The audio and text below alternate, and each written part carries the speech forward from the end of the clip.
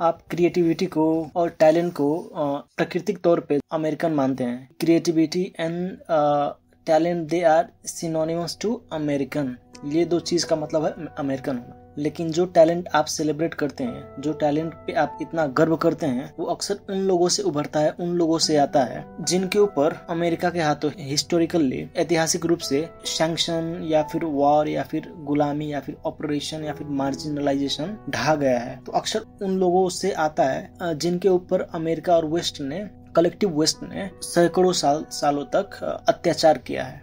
और ये जो क्रिएटिव लोग हैं, जो टैलेंटेड इंडिविजुअल्स है, अपनी मेहनत की बदौलत, अपने हार्डशिप की बदौलत इन लोगों ने ग्लोबल कल्चर और साइंटिफिक एंड टेक्नोलॉजिकल एडवांसमेंट को टोटली रिडिफाइन कर दिया है। लेकिन इन्हें अक्सर कोई क्रेडिट या फिर कोई फाइनेंशियल रिवार्ड नहीं मिलता है जो उनका हक है, और इस तरीके से उन लोगों का शोषण और एक्सप्लॉयटेशन किया जाता है। और ये एक्सप्लॉयटेशन उसी कॉलोनियल माइंडसेट का एक हिस्सा है, जो कॉलोनियल माइंडसेट रिसोर्सेज का फायदा उठाकर उन्हें क्रिटिसाइज करता है, उन्हें डिफेम करता है, उनका निंदा करता है। आप अमेरिकन कल्चर के जो प्रमुख एलिमेंट है, इसका हजारों एग्जांपल आप लोग ढूंढ सकते हैं, आप लोग ऑनलाइन में सर्च कर सकते हैं। जैसे कि आपका अफ्रीकन अमेरिकन सोसाइटी है यूएस में, उन लोगों का म्यूजिक में काफी ज्यादा कंट्रीब्यूशन है। जैज म्यूजिक हो गया या फिर हिप हॉप हो गया या फिर रैप म्यूजिक हो गया या फिर कोई तरीके का म्यूजिक हो गया, ज्यादा से ज्यादा उसमें अब अफ्रीकन अमेरिकन का ही कंट्रीब्यूशन है। और वो कम्युनिटी सैकड़ों साल से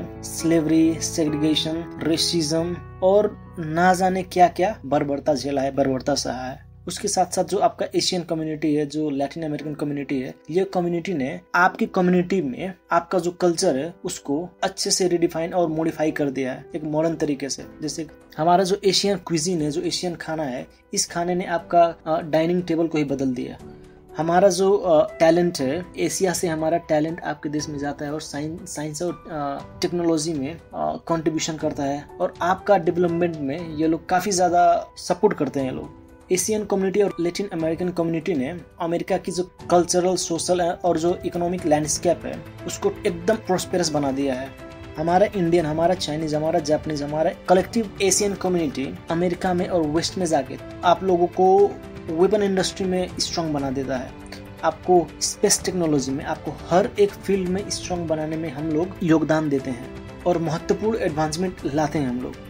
और हमारा जो एंटरप्रेन्योरशिप बोलते हैं, हमारा जो क्रिएटिविटी होता है, ये टेक्नोलॉजी से लेके, फूड से लेके, स्पेस से लेके हर एक सेक्टर में आपको प्रभावित करता है, आपको एक अपर हैंड देता है। आपकी जो पॉलिटिक्स है उसमें भी हमारा रिप्रेजेंटेशन अच्छा है। हम लोग, हमारा जो फिलॉसफी है उसके जरिए आपके पॉलिटिक्स को हम रिडिफाइन करते हैं। आपके स्पोर्ट्स में हो या फिर एजुकेशन में हो या फिर हर एक चीज़ का डाइवर्सिटी हो, हर एक चीज़ का रिसर्च हो, हर एक फील्ड में हम लोग एशियन, अफ्रीकन और लैटिन अमेरिकन का ही ज़्यादा कंट्रीब्यूशन है। और ये एशियन, ये अफ्रीकन और ये लैटिन अमेरिकन लोग वही जगह से हैं जिन जगहों पे आप लोगों ने सालों साल तक सैंक्शंस लगाया या फिर गुलाम बनाया या फिर इनके ऊपर वार और युद्ध ढाए, उन्हीं एरिया से लोग। तो पूरी तरीके से ये एक एक्सप्लॉयटेशन है, एक शोषण है। जो ये प्रोड्यूसर लोग होते हैं, जो एजेंट होते हैं या फिर पब्लिशर और ये लॉयर्स होते हैं, इनके एक्शंस को रिफ्लेक्ट करता है। जो दूसरों का जो क्रिएटिव इफोर्ट है, दूसरों का जो टैलेंट है, दूसरों का जो मेहनत है, उस पर समृद्ध होते हैं, उस पर ये लोग फलते हैं, फूलते हैं, बिना खुद के कोई कंट्रीब्यूशन के, बिना खुद का कुछ कंट्रीब्यूट किए हुआ। जैसे कोई एक पैरासाइट होता है ना, लीच, जोक बोलते हैं हम लोग हमारे लोकल भाषा में।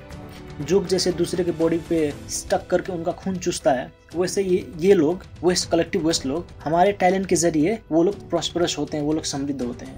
और यही जो क्रिएटिव और टैलेंट लोग हैं, इनका लेबर, इनका टैलेंट, इनका जो क्रिएटिविटी है, इसका फायदा उठाया जाता है, इसका फायदा वेस्ट उठाता है। और ये डायनामिक, जो ये खेल है, ये बिल्कुल उसी कॉलोनियलिस्ट माइंडसेट से मिलता है, उससे बिल्कुल ही अलग नहीं है। जिसमें कॉलोनियल पावर्स ने, जो आपका वेस्ट है, उसने अफ्रीका, एशिया, मिडिल ईस्ट और लैटिन अमेरिका का जो नेचुरल रिसोर्सेज है, जो ऑयल है, जो तेल है, मिनरल्स है, जो गैस है, उस पे अपना कब्जा कर लिया, अपना हक जमा लिया। और जो कॉलोनाइजर है, जो वेस्टर्न कॉलोनाइजर्स है, इन रीजन्स के मिनरल पे, इन रीजन्स के ऑयल और एग्रीकल्चरल वेल्थ है, उसको एक्सप्लॉइट करके खुद अमीर बन गए, दूसरे को बर्बाद करके खुद आबाद हो गए, दूसरों को लूट के खुद अमीर हो गए। इन लोगों ने इतनी बुरी तरीके से हम लोगों को लूटा कि हमको पूरा पॉवर्टी, पूरा गरीबी में धकेल दिया। और सारा का सारा वेल्थ अपने वेस्टर्न कैपिटल्स में फ्लो करा दिए ये लोग। और यही माइंडसेट तब भी काम करता था जब वो लोग हमको गुलाम बनाए थे, हम हमारे ऊपर ये लोग हुकूमत करते थे, और यही माइंडसेट अभी भी काम करता है।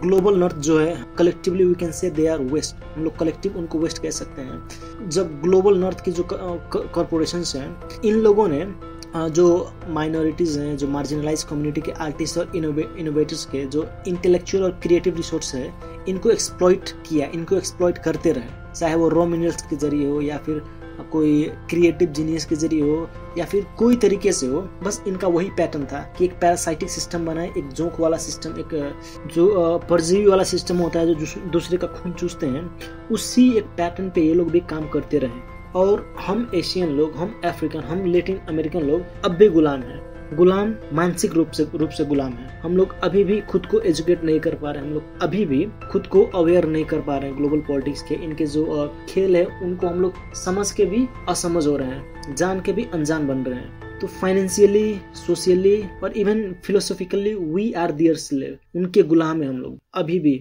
इस वक्त भी हम लोग उनके गुलाम हैं। उनके गुलामी से हम लोग आज़ादी तो पा गए, पर साइकोलॉजिकली या फिर मेंटली या फिर सोशली अभी तक हम लोग गुलामी से आज़ाद नहीं हुए।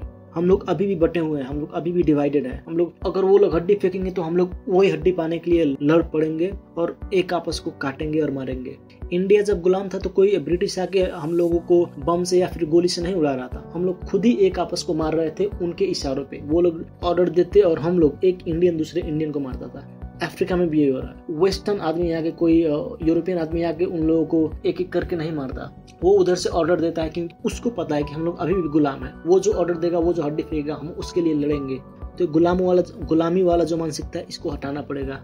अगर नहीं हटाए हम लोग तो और बुरे दिन आने वाले हैं, और स्ट्रगल भरे दिन आने वाले हैं। तो अपने आप को भी एजुकेटेड बनाइए, शिक्षित बनाइए, नॉलेज लीजिए और अपनी सोसाइटी को भी नॉलेजेबल बनाइए। हर एक तरीके से, हर एक प्रोसेस से हम लोग एक आपस में इंफॉर्मेशन शेयर करते रहें, अच्छा इंफॉर्मेशन शेयर करते रहें। किसी को नॉलेज देना भी या फिर किसी को इंफॉर्मेशन देना भी एक सदका है, एक चैरिटी है। तो ये चैरिटी हम लोग करें। अगर पैसे से नहीं हो सकता तो एटलीस्ट इंफॉर्मेशन दे, हम लोग जानकारियां दे, इल्म बढ़ाएं हम लोग। तो we expect that we will be educated as soon as possible. मैं यही एक्सपेक्ट करता हूँ कि हमारा समाज जल्दी से जल्दी एजुकेटेड और अवेयर हो जाए, ताकि हम लोग इनके छलावे में, इनका जो प्रोपागेंडा है उसमें ना फंसे, इनके जो जाल है उनमें ना फंसे। Thank you very much. Stay educated and stay updated. Thank you.